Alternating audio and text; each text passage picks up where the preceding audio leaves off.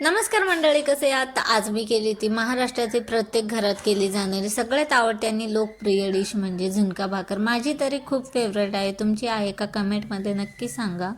तर इथे मी जिरे मोहरीची फोडणी देऊन घेतली, 2 कांदे कट करून घेतले, तेलात परतून घेतले.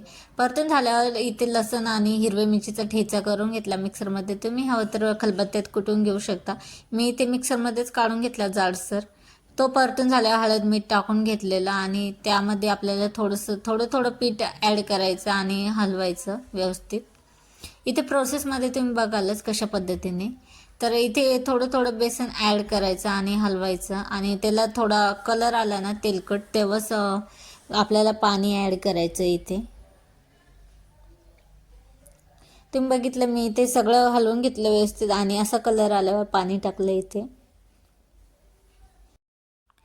पाणी आपल्याला पहिलं पाणी ऑब्झर्व झाल्याशिवाय आपल्याला दुसऱ्या वेळेस पाणी टाकायचं नाही. तुम्ही बघालच इथे प्रोसेसमध्ये मी कशा पद्धतीने टाकल्या. तर 1.5 वाटी पाणी यूज केलेलं आणि मी थोडं थोडं पाणी टाकलेलं, अर्धी वाटी. आणि पहिलं पाणी ऑब्झर्व झाल्याशिवाय मी दुसऱ्या वेळेस पाणी टाकलेलं नाही. तर ह्या पद्धतीने काय होतं, जे बेसन असतं ते प्रॉपर पद्धतीने शिजतं आणि टेस्ट पण खूप भन्नाट लागते याची. तर चेक कसं करायचं बेसन शिजलं म्हणून, असं हातावर दोन्ही बोटामध्ये घ्यायचं आणि असं टॅप टॅप करून बघायचं. जर हाताला जास्त चिपकलं नाही तर बेसन व्यवस्थित शिजलेलं. तर इथे शिजून झाल्यावर कोथिंबीर आणि तेल ॲड केलेलं.